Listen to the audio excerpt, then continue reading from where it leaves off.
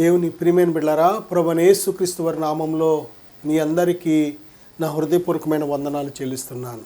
అలాగే ఈ సమయాన్ని దయచేసిన దేవాది దేవునికి కూడా లెక్కలేనని ఎనలేని స్తుతులు చెల్లునుగాక.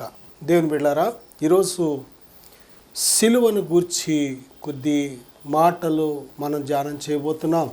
గడిచిన భాగంలో సిలువ మీద ప్రభువైన యేసుక్రీస్తు వారు కార్చిన సిలువ రక్తము వలన కలిగే అనేక కార్యాలను గురించి ధ్యానం చేశాం. ఈ భాగంలో సిలువను గూర్చి కొద్ది మాటలు మనం ధ్యానం చేయబోతున్నాం. దేవుని వాక్యానికి వెళ్ళే ముందుగా చిన్న ప్రార్థన చేసుకుందాం. పరిశుద్ధుడా, ఘనమైన తండ్రి, మాట్లాడే దైవమా, మాతో మాట్లాడండి ప్రభువా. వినే చెవి, గ్రహించే హృదయం దయచేయి నాయన. మమ్మల్ని మీ స్వాధీనపరచుకోమని యేసుక్రీస్తు వారి నామంలో అడుగుచున్నాం తండ్రి, ఆమేన్. ప్రియబిడ్డలారా, సిలువను గూర్చి నశించుచున్న వారికి మాత్రమే వెర్రితనంగా ఉంటూ ఉంటుంది. కానీ రక్షించబడుతున్న ప్రతి ఒక్కరికి కూడా ఈ సిలువను గూర్చిన వార్త దేవుని శక్తిని అందిస్తుంది, దేవుని యొక్క రక్షణను అందిస్తుంది, పరలోకపు తండ్రితో సమాధానాన్ని అందిస్తుంది, పాపములు క్షమించబడిన జీవితాన్ని అందిస్తుంది. సిలువను గుర్చిన వార్త ద్వారా మాత్రమే మనం రక్షించబడగలం. ఈ లోకంలో ఎన్నో వార్తలు ఉన్నాయి, ఎన్నో న్యూస్ వస్తూ ఉంటాయి. కానీ ఇది ఒక శుభవార్త. మనుషులందరికీ కలుగుచున్న సంతోషకరమైన సువార్త. మనలను మన పాపముల నుంచి విడిపించడానికి రక్షకుడు సిద్ధముగా ఉన్నాడు. 2026 సంవత్సరాల క్రితం మానవ శరీరాకారంతో ఈ లోకానికి వచ్చి 33.5 సంవత్సరాలు భూమి మీద శరీరధారిగా ఉండి తన ఇష్టపూర్వకంగా పాపులమైన మన కోసం సిలువలో తన ప్రాణం వెలగా చెల్లించి సమాధి చేయబడి 3వ దినాన తిరిగి లేచిన పునరుద్ధానుడిగా ఉన్నాడు ఆయన. యేసుక్రీస్తు ప్రభువారు సజీవుడు. తోమా, అపొస్తలుడైన తోమా గారు, నేను ఆయన గాయాలలో వేలిపెట్టి చూస్తేనే కానీ నమ్మను అని ఆయన పంతం బట్టి కూర్చున్నప్పుడు ప్రభువైన యేసుక్రీస్తు వారు ఆయనను దర్శించి ఆయన గాయాలు పడిన ఆ యొక్క ప్రక్కటి గాయము, చేతుల గాయాల్లో ఆ తోమా గారిని తన వ్రేలి పెట్టి చూడమని చెప్పినప్పుడు నా దేవా అని ఆయన ఏడుస్తున్నాడు. ప్రభు అన్న మాట, నీవు చూచి నమ్మితివి కానీ చూడక నమ్మిన వారు ధన్యులు. ఈరోజు ప్రభువైన యేసుక్రీస్తు వారు సజీవుడు, దేవుడు సజీవుడు. అందుకే సజీవుడైన దేవునిని మృతులలో వెతకవలసిన పని లేదు. సమాధి దగ్గరికి కూడా వెళ్ళి చూడడానికి అంత అవసరం లేదు. ఎందుకంటే ఆయన సజీవుడిగా మన మధ్య ఉన్నాడు. ఆయన అక్కడ లేడు, లేచి సజీవుడిగా ఉన్నాడు. సౌలును దర్శించి పౌలుగా మార్చిన దేవుడు ఈరోజు మన మధ్య ఉండి మనలను దర్శిస్తూ మన బ్రతుకులను ఉద్ధరిస్తున్నాడు. ఆయన సిలువను గుర్చిన వార్త చాలామందికి వారి హృదయాలు తెరవబడినంత వరకు, వారి నేత్రాలు తెరవబడినంత వరకు ఎర్రితనంగా ఉంటూ ఉంటుంది. కానీ దేని బిడ్డలారా, రక్షించబడుతున్న వారికి ఇది దేవుని శక్తి అని వారు గుర్తించగలుగుతారు. నా జీవితంలో చాలా సంవత్సరాలు ప్రభువైన యేసుక్రీస్తు వారిని గురించిన సువార్త చెబుతుంటే వెర్రితనం అనుకునేవాడిని, వీళ్ళ పిచ్చి అనుకుంటూ ఉండేవాడిని. వీరు ఇలాగే బోధిస్తారు, వీరి దేవుడే గొప్ప దేవుడు అంటారు అని చాలా దూషించి దేవుని పిల్లలకు విరోధంగా మాట్లాడుతుండేవాడిని నా మట్టుకు నేనే. కానీ ఎప్పుడైతే సజీవుడైన దేవుడు నన్ను దర్శించాడో, నా బ్రతుకును మార్చాడో, 1998వ సంవత్సరం ప్రభువైన యేసుక్రీస్తు వారు నన్ను దర్శించి తాకిన రోజు, 2002లో మళ్ళీ దేవుడు నాతో మాట్లాడి తన పరిచర్యకు పిలిచిన రోజు. దేవుని బిడ్డ, దేవుడు నిన్ను ప్రేమిస్తున్నాడు. నువ్వు నశించిపోవడం దేవునికి ఇష్టం లేదు. ఈ సిలువను గురించిన ఈ వార్త, ఇందులో కొన్ని ప్రత్యేకతలు ఉన్నాయి, అవి మనం తెలుసుకోవాలి. అందులో మొదటిగా మనం చూసినట్లయితే ప్రభువైన యేసుక్రీస్తు వారు మత్తయి సువార్త 10:38 చెబుతున్నారు కదా, ఎవడైనను నన్ను వెంబడింప గోరిన ఎడల తన సిలువను ఎత్తుకొని తన్ను తాను ఉపేక్షించుకొని యేసుక్రీస్తు ప్రభు వారిని వెంబడించాలి అని ప్రభు చెబుతున్నారు. మనందరం కూడా యేసుక్రీస్తు ప్రభు వారిని వెంబడించాలని కోరినట్లయితే యేసయ్యే చెప్తున్నారు, మొట్టమొదటిగా మనలను మనం ఉపేక్షించుకోవాలి. ఉపేక్షించుకోవడం అంటే సిలువ వేసుకోవాలి. ఉపేక్షించడం అంటే తన్ను తాను కాదనుకోవాలి. ఉపేక్షించడం అంటే మన స్వైచిత్తాన్ని పూర్తిగా సిలువేయాలి. దేని బిడ్డ? మన ఇష్టము, మన కోరిక చొప్పున జీవిస్తూ ప్రభువుని ఎప్పటికీ మనం వెంబడించలేం. ఇది ప్రభువుని వెంబడించే మార్గం. ఈ మార్గంలో నీ ఇష్ట ప్రకారం జీవించడానికి కాదు ఈ మార్గం. ఆయన చిత్త ప్రకారం జీవించేదే ఈ మార్గం. ప్రభు చెప్తున్నారు, నేనే మార్గమును సత్యమును జీవమును, నా ద్వారానే తప్ప ఎవడనూ తండ్రి వద్దకు రాడు. ఆయన మార్గములో ఆయన చిత్త ప్రకారం మాత్రమే జీవించడానికి మార్గం. నీ స్వైచిత్త ప్రకారం, నీ ఇష్ట ప్రకారం, నీ దృష్టి ప్రకారం, నీ కోరిక ప్రకారం జీవించడానికి ఎంత మాత్రము కాదు. దేని బిడ్డలారా, మనం ఎప్పుడైనా ఎక్కడైనా మనకు అడ్రస్ తెలియని ఒక ఊరు వెళ్ళామనుకోండి, అక్కడ మనం ఎవరింటికి వెళ్ళాలో వారి అడ్రస్ మనకు తెలీదు. మనం బస్ స్టాండ్లోనో రైల్వే స్టేషన్లో దిగి వారికి ఫోన్ చేస్తాం, అమ్మా నేను పలానా చోట ఉన్నాను, పలానా రైల్వే స్టేషన్లో ఇప్పుడే దిగాను ట్రైను, లేక బస్ స్టాండ్లో ఇప్పుడే బస్సు దిగాను, మరి నన్ను ఎక్కడికి రమ్మంటారు అంటే వారు కొద్దిమంది చెప్తారు, లొకేషన్ పంపిస్తారు. కొద్దిమంది ఇదిగో మీరు ఇలా రండి అని అడ్రస్ చెప్తారు. కొద్దిమంది ఇదిగోండి నేను మా మనిషిని పంపిస్తున్నాను, మీరు ఆయన ఫాలో అయ్యి రండి అంటూ ఉంటారు. కొద్దిమంది వారి వాహనాన్ని ఏదైనా పంపించి ఆ వాహనం ఎక్కమంటూ ఉంటారు. దేని బిడ్డారా, దేవుని రాజ్యం, ఆ రాజ్యానికి వెళ్ళే మార్గము ఇలాగొచ్చేయండి అని చెబితే వచ్చేది కాదు. దేవుని రాజ్యం చేరే వ్యక్తి, దేని బిడ్డారా, ఒక లొకేషన్ మ్యాప్ పెట్టినట్టు అది పరలోక రాజ్యం వెళ్ళే ఒక లొకేషన్ మ్యాప్ లాంటిది కాదు. పరలోక రాజ్యం వెళ్ళే వ్యక్తి తప్పనిసరిగా అక్కడికి చేరాలి అంటే యేసుక్రీస్తు ప్రభువారే ఈ లోకానికి వచ్చి మనల్ని తీసుకువెళ్ళాలి. యేసుక్రీస్తు ప్రభువారు వచ్చి ఎవరిని తీసుకువెళ్ళడానికి సిద్ధంగా ఉన్నారు? త్రాగుబోతులనా, దొంగలనా, వ్యభిచారులనా, అబద్ధికులనా, మోసగంటనా, ఎవరిని తీసుకెళ్ళడానికి రాబోతున్నారు ఆయన? ఎవరి కోసం ఆయన వస్తున్నారు? పరలోక రాజ్యం ఎవరి కోసం? బైబిల్ చెప్తుంది, నీతిమంతులు దేవుని రాజ్యంలో ప్రవేశిస్తారు, పరిశుద్ధులే దేవుని రాజ్యంలో ప్రవేశిస్తారు. శాస్త్ర నీతి కంటే, పరిశీల నీతి కంటే అధికమైన వారే ప్రవేశిస్తారు. ఆత్మ విషయమై దీనులైన వారు ప్రవేశిస్తారు. నీతి కొరకు హింసించబడిన వారు ప్రవేశిస్తారు. ప్రభువైన యేసుక్రీస్తు వారి రక్తముతో కడగబడిన పరిశుద్ధుల గుంపు ప్రవేశిస్తారు. జీవగ్రంథంలో ఎవరి పేరు వ్రాయబడిందో వారు ప్రవేశిస్తారు. ప్రభువైన యేసుక్రీస్తునందు విశ్వాసం ఉంచిన వారే ప్రవేశిస్తారు. పరిశుద్ధాత్మ చేత ఎందరు నడిపించబడతారో వారే ప్రవేశిస్తారు. నా సహోదరుడా, సహోదరి, దేవుని రాజ్యం అనే మన పరలోకపు తండ్రి ఇంటికి ఒక దినాన మనం ఈ లోకం విడిచిపెట్టిన తర్వాత చేరాలి అంటే, మన ఆత్మ చేరాలి అంటే యేసుక్రీస్తు ప్రభువారు మనం తీసుకువెళ్ళడానికి ఆయన త్వరగా రాబోతున్నారు. ఎవరిని తీసుకువెళ్తారు అంటే, ఇప్పుడు మనం చెప్పుకున్నాం కదా, ఆయన మార్గములో, ఇరుకు మార్గములో ఎందరు ప్రయాణం చేస్తారో వారందరూ కూడా దేవుని రాజ్యము నిత్య జీవానికి వెళతారు. దేని ద్వారా ఇంకొక మార్గం ఉంది, విశాలమైన మార్గం. అందులో వారికి నచ్చినట్టు వారి ఇష్ట ప్రకారం జీవించవచ్చు. కానీ ఆ మార్గం చివరకు నాశనానికి నడిపిస్తుందని ప్రభు స్పష్టంగా చెబుతున్నారు. ఇరుకు మార్గం గుండా అనేకులు ప్రవేశించాలని పోరాడతారంట, ప్రయత్నం చేస్తారంట, కానీ అది వారి వల్ల కాదు. దేని బిడ్డలారా, ఈరోజు మనం నేర్చుకోవాల్సిన సత్యం ఏమిటో తెలుసా?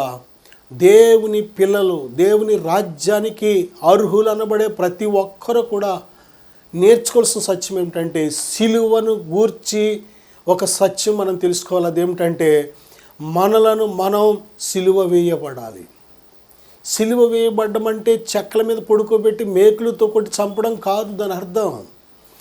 బైబిల్ చెప్తుంది, రోమపత్రిక 6వ అధ్యాయం 6వ వచనంలో, మన ప్రాచీన స్వభావము ఆయనతో కూడా సిలువ వేయబడినని ఎరుగుదుము. యేసుక్రీస్తు ప్రభువారు సిలువ వేయబడింది దేనికో తెలుసా? మన ప్రాచీన స్వభావం నిమిత్తమే. ప్రాచీన స్వభావం అంటే అర్థం ఏంటి? పాపపు స్వభావం. ఒకప్పుడు ప్రభువుని ఎరుగక మునుపు, పాపాన్ని గురించి పశ్చాత్తాపడక మునుపు, దేని బిడ్డలారా, దేవుని సువార్త మనకు వినబడక మునుపు ఎలా జీవించాం? ప్రాచీన స్వభావం, పాపపు స్వభావం, సర్ప స్వభావం. ఎందుకంటే ఆదాము అవ్వను మోసం చేసిన సర్పమైన సాతాను వాడి స్వభావాన్ని ఆదాము అవ్వలోకి పంపించేశాడు. దేవుని ఆజ్ఞను ఎప్పుడైతే అతిక్రమించామో అది ఆజ్ఞాతిక్రమం, పాపము, పాపులుగా మారిపోయాం. పాపపు స్వభావం అనేది వచ్చేసింది. పాపం అంటే హెడ్డింగే కాదు, పాపం అంటే ఒక హెడ్డింగ్ కాదు, అది పాపము చేసే వాళ్ళకి పెట్టిన ఒక హెడ్డింగ్ కాదు, పాపపు స్వభావమే మనిషి లోపలికి వచ్చేసింది. దేని బిడ్డలారా, అందుకే హెడ్డింగ్ మార్చిన మనిషి రక్షించబడలేడు, స్వభావం మార్చబడాలి. పాపపు స్వభావం, దేని బిడ్డలారా, ప్రభువైన యేసుక్రీస్తు వారు ఆ స్వభావం కోసమే సిలువేయబడ్డారు, వెల చెల్లించారు మనకు బదులు. కనుక ఆయన ఏ పాపము చేయలేదు, ఆయనలో ఏ పాపము లేదు, ఏ దోషము లేదు. ఆయన దేని బిడ్డలారా నిర్దోషి అయిన దేవుడు, ఏ పాపము ఎరుగని దేవుడు. అమూల్యమైన తన రక్తాన్ని, నిర్దోషమైన తన రక్తాన్ని, తన పావన పవిత్రమైన రక్తాన్ని మన కోసం వెలగా సిలువలో చెల్లించింది, వెలగా చెల్లించింది, కార్చింది. ఎందుకో తెలుసా? మన ప్రాచీన పాపపు స్వభావాన్ని నుంచి మనల్ని విడుదల చేయడానికి. దేని ప్రియమైన బిడ్డలారా, యేసుక్రీస్తు ప్రభువారితో మన పాపపు స్వభావం సిలువ వేయబడాలి. ఆయన మన కోసం సిలువ మీద చనిపోయారు కనుక మన ప్రాచీన స్వభావం ఆయనతో చనిపోయింది అని గుర్తెరగాలి. ఆయనతో పాటు మరణములో మనం పాలు పంపులు పొందితే ఆయన పునరుద్ధానుడిగా తిరిగి లేచాడు కనుక ఆయన పునరుద్ధాన శక్తిలో కూడా మనకు పాలు పంపులు ఉంటాయి. దేని బిడ్డలారా, యేసు సజీవుడు, మరణాన్ని గెలిచి సజీవుడిగా పునరుద్ధానుడిగా ఉన్న దేవుడు కనుక ఆయన పునరుద్ధాన శక్తి మనలోకి ఎప్పుడు ప్రవహిస్తుందంటే ఆయనతో పాటు మనము సిలువ వేయబడినప్పుడు. మన ప్రాచీన పాపపు స్వభావం ఆయనతో పాటు సిలువ వేయబడింది.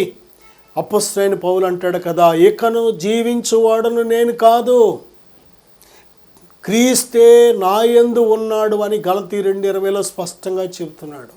నేను సిలువ వేయబడి ఉన్నాను, ఇకను జీవించువాడను నేను కాను అని దేని బిడ్డలారా అపొస్తలుడైన పౌలు చాలా చక్కటి తన జీవితాన్ని ఒక మాదిరిగా మనకు వివరిస్తున్నాడు. నేను క్రీస్తుతో కూడా సిలువ వేయబడి ఉన్నాను. నిజమే, మనందరము కూడా ప్రభు యొద్దకు వచ్చిన మనమందరము మన ప్రాచీన స్వభావం, కోపం, ద్వేషం, పగలు, అసూయలు, కక్షలు, చెడు చూపులు, చెడు మాటలు, చెడు నడకలు, చెడు సాంగత్యాలు, చెడు జీవితం, చెడు ఆలోచనలు అన్నీ కూడా సిలువ వేయబడాలి. ప్రాచీన స్వభావం సిలువ వేయబడకపోతే నూతన పునరుద్ధాన జీవపు శక్తి నీలోకి ప్రవహించలేదు.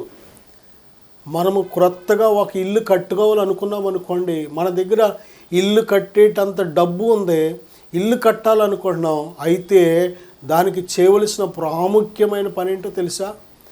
ఆ ఇల్లు కట్టాలనుకున్న స్థలములో ముందు ఏ ఇల్లు అయితే ఉందో, పాత ఇల్లు, పాడైపోయిన ఇల్లు, బీట్లు ఇచ్చేసిన ఇల్లు వర్షం వస్తే తడిసిపోయేలాగా, గాలి వస్తే ఎగిరిపోయేలాగా ఏ ఇల్లు అయితే ఉందో పాత ఇల్లు, అది పూర్తిగా తీసివేసేసి ఆ నేలంతా శుభ్రంగా సదును చేసేసి క్రొత్త ఇంటికి చక్కటి ప్లానింగ్ వేయడానికి అనుకూలంగా ఉండాలి.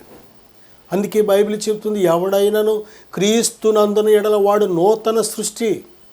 ప్రభువైన యేసుక్రీస్తులో మనలను దేవుడు నూతనముగా నిర్మిస్తున్నాడు కనుక ప్రాచీన పాపపు స్వభావం అనే, పాత జీవితం అనే ఇల్లు పూర్తిగా యేసయ్యతో సిలువ వేయబడాలి.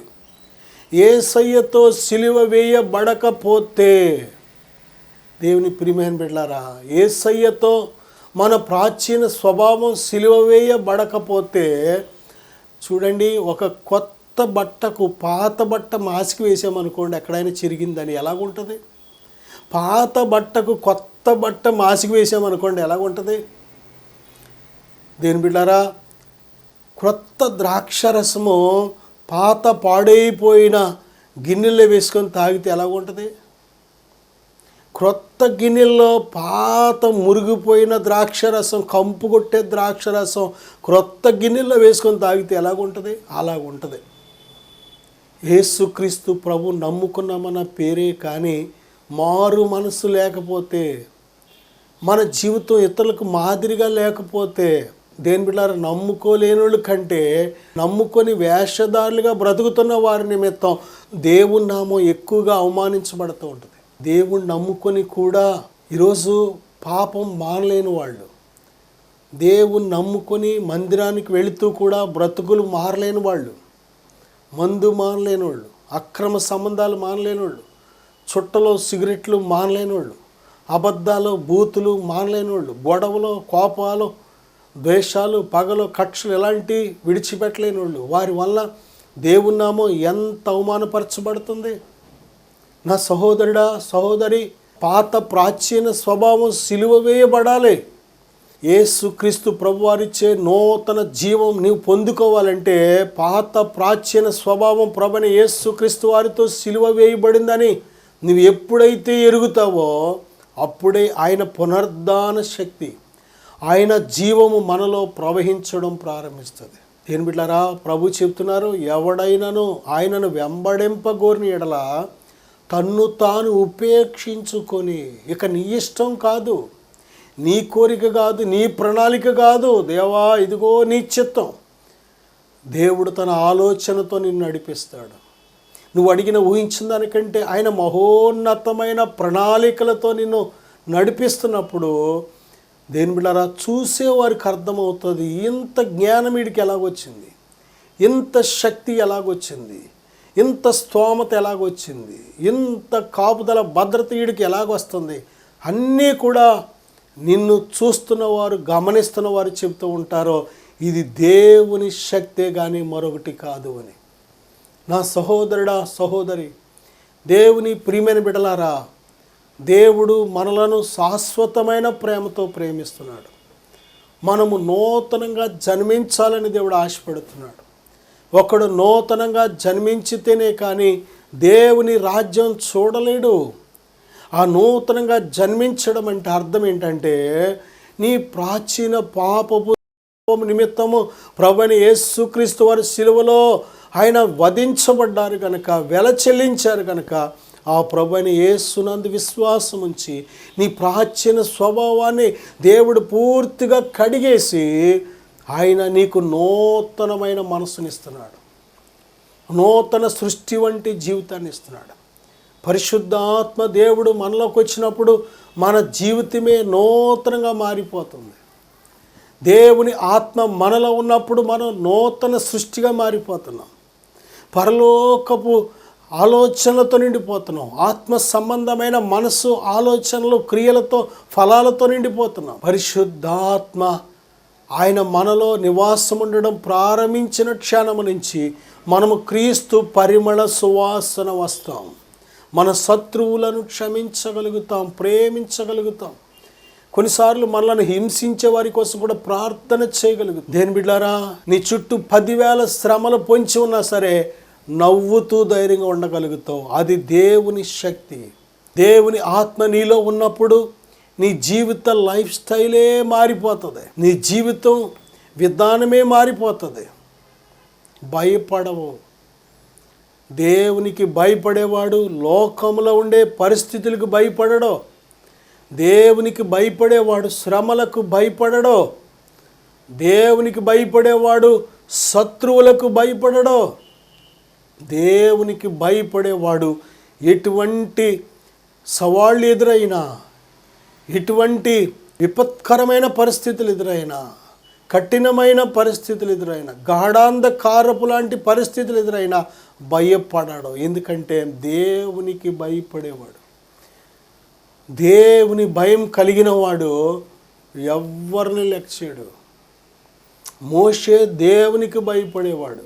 అందుకే ఐగుప్తు రాజు ఫరో ముందు ధైర్యంగా నిలబడ్డాడు.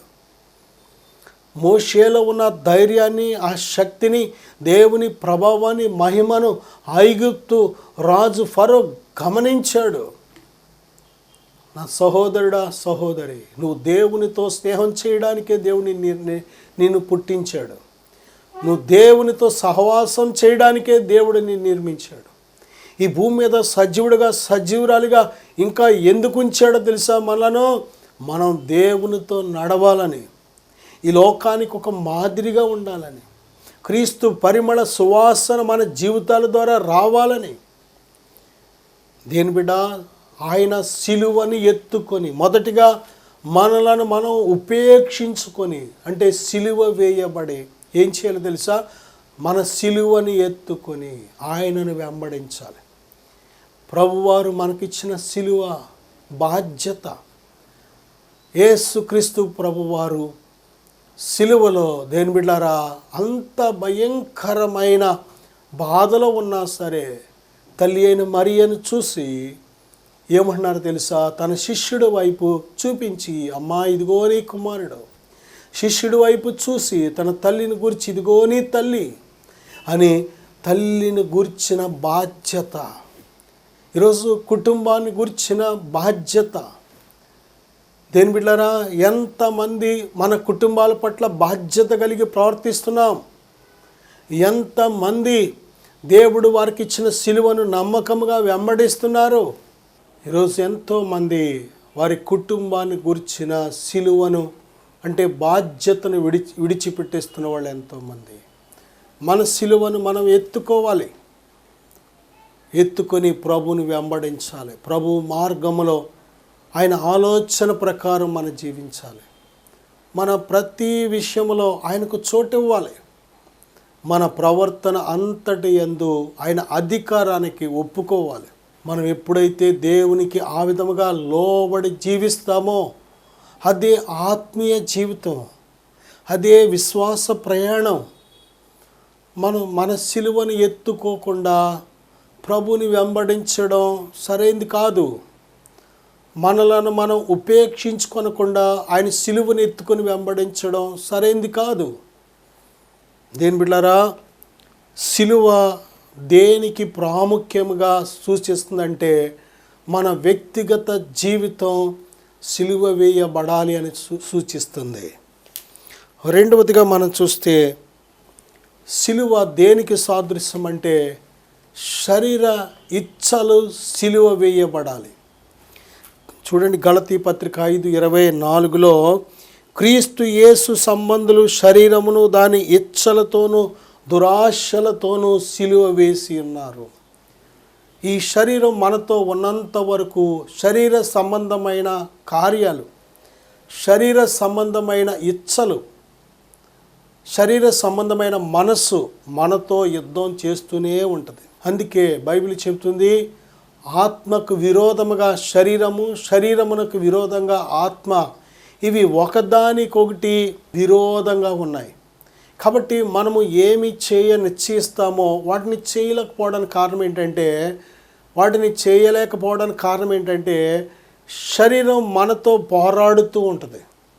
ఈ తప్పనిసరిగా ప్రతి క్రైస్తవుడు శరీర ఇచ్చలను జయించాలి, శరీర క్రియలను జయించాలి. శరీర క్రియలను చేసేవాడు ప్రభువుని సంతోషపరచలేడు. శరీరమును బట్టి విత్తువాడు మరణమనే పంట కోస్తాడో, ఆత్మను బట్టి విత్తువాడు అంటే ఆత్మానుసారముగా జీవించే వ్యక్తి నిత్య జీవము అనే పంటను కోస్తాడు. దేని బిడ్డలారా, దేవుడు వెక్కిరింపబడడో, మనుష్యుడు ఏమి విత్తుతాడో అదే కోస్తాడని ప్రభు స్పష్టంగా చెప్తున్నారు. నువ్వు శరీరమును బట్టి విత్తినట్లయితే అంటే శరీర సంబంధమైన క్రియలు, ఈ శరీర ఇచ్చలు, శరీర కోరికలను నువ్వు చేసినట్లయితే శరీరమును బట్టి విత్తుతున్నావు కనుక శరీరము నుండి వచ్చే పంట పేరు ఏంటంటే మరణము అనే పంట కోస్తావు. నిత్య నరకానికి మన ఆత్మ వెళ్ళవలసి ఉంటుంది. అలా కాకుండా శరీరాన్ని సిలువేసి పరిశుద్ధ ఆత్మను అనుసరించి నువ్వు జీవిస్తే ఆత్మను బట్టి విత్తువాడు నిత్య జీవము అనే పంట కోయినని ప్రభు స్పష్టంగా చెప్తున్నారు. దేని బిడ్డలారా, సిలువ ప్రాముఖ్యముగా మొదటిగా మన వ్యక్తిగత ప్రాచీన స్వభావాన్ని సిలువేయాలి. రెండవదిగా దేని బిడ్డలారా, శరీర ఇచ్చలను సిలువేయాలి. మూడవదిగా గలతీ పత్రిక 6వ అధ్యాయం, నాకు లోకమునకు నేనును సిలువ వేయబడి ఉన్నాను అంటున్నాడు. అక్కడ మనము లోకంలో ఉన్నాం కానీ లోకస్తులం కాదు. యోహాను సువార్త 15వ అధ్యాయం చివరిలో ప్రభు చెబుతున్నారు కదా, ఆయన మనలను లోకములో నుండి ఏర్పరచుకున్నారు, ఆయన మనలను లోకములో నుండి పిలుచుకున్నాడు. ఆ పిలుపుకు తగినట్లుగా, ఆయన ఏర్పాటుకు తగినట్లుగా మనం జీవించాలి. ఆ సహోదరుడా, సహోదరి, దేవుడు నిన్ను ఎందుకు ఏర్పాటు చేసుకున్నాడు అంటే ఈ లోకమంతా దుష్టుని యందు ఉంది. ఈ లోకము అనుసరించినట్లు నువ్వు అనుసరిస్తే, ఈ లోక మర్యాదలు లోకం అనుసరించినట్లు నువ్వు అనుసరిస్తే, ఈ లోక ఆచారాలు లోకం అనుసరించినట్లు నువ్వు అనుసరిస్తే నువ్వు ఎప్పటికీ దేవుని బిడ్డవు కాదు. దేవుని ఆత్మచేత మనం నడిపించబడాలి కానీ దేవుని వాక్యానుసారంగా మన బ్రతుకులను కట్టుకొని ముందుకు నడవాలి కానీ లోక ఆచారం, లోక మర్యాద, లోక పద్ధతులు, దేని బిడ్డారా, లోకంలో ఉన్న నేత్రాశలు, శరీరాశలు, జీవపుడంబం, వీటిని బట్టి మనం ప్రవర్తించినట్లయితే ఎప్పటికీ మనం పరలోకం వెళ్ళలేము. దేని బిడ్డారా, లోకంలో ఉన్నాం కానీ లోకస్తులం కాదు. లోకానికి మనకు లోకం సిలువ వేయబడాలి. ప్రియబిడ్డారా, మన స్వైచ్ఛతో సిలువేయబడాలి, శరీరిచ్చలు సిలువేయబడాలి. మూడవదిగా లోకానికి మనం సిలువ వేయబడాలి. హెబ్రీ పత్రిక 12వ అధ్యాయం 2వ వచనంలో సిలువను సహించాలి. సిలువ అంటే శ్రమే. ఒక్క మాటలో చెప్పాలంటే నువ్వు లోకంతో కలవకపోతే, నువ్వు లోకం చెప్పినట్టు వినకపోతే, లోకం చెప్పినట్టు నువ్వు అనుసరించకపోతే లోకంలో ఎన్నో రకాల దాడిని నీకు విరోధంగా జరుగుతూ ఉంటుంది. నీకు విరోధంగా మనుషులు దాడి చేయడం ప్రారంభిస్తూ ఉంటారు. అందుకే లోకం మనల్ని ద్వేషిస్తూ ఉంటుంది. మనం దేవుని మార్గంలో దేవుని సత్యాన్ని నమ్మి ఎప్పుడైతే ముందుకు సాగుతూ ఉంటామో లోకము దాని ఆశ గతించిపోతాయి. అయినా సరే లోకం దానితో కలవలేనందుకు లోకం ఏం చేస్తుందంటే ద్వేషిస్తూ ఉంటుంది మనలను. ప్రభువైన యేసుక్రీస్తు వారు తండ్రి అయిన దేవునికి ఎంతగా లోబడ్డారు అంటే ఫిలిప్పీ పత్రిక 2:8లో సిలువ మరణము పొందినంతగా విధేయత చూపిన వాడై తన్ను తాను తగ్గించుకొనెను. చిన్న ప్రార్థన చేసుకుందాం. పరిశుద్ధుడా, ఘనమైన తండ్రి, మహోన్నతుడా, ఇదిగో నాయనా, ఏ విధముగా మా ప్రాచీన స్వభావాన్ని, ఏ విధంగా శరీర క్రియలను, ఏ విధంగా లోకాన్ని సిలువ వేసుకొని బ్రతకాలో నేర్పించండి. మమ్ములను మేము సిలువ వేసుకొని మీ సిలువని ఎత్తుకొని మిమ్మలను ఏ విధంగా వెంబడించాలో నేర్పించండి. నాయనా, మిమ్మలను వెంబడించాలని ఆశపడుతున్నాం. మరణం నుండి తప్పించగలిగిన మీరు ఒక్కరే. ఆ పాతాళం నుండి తప్పించి నిత్య జీవానికి చేర్చగలిగిన వారు మీరొక్కరే నాయనా. మీరే మార్గము, సత్యము, జీవము. మీ మార్గములో కడవరకు నమ్మకస్తులుగా నడుచుటకు సహాయం దయచేయమని యేసుక్రీస్తు వారి నామములో అడుగుచున్నాను తండ్రి. ఆమేన్. ఆమేన్. God bless.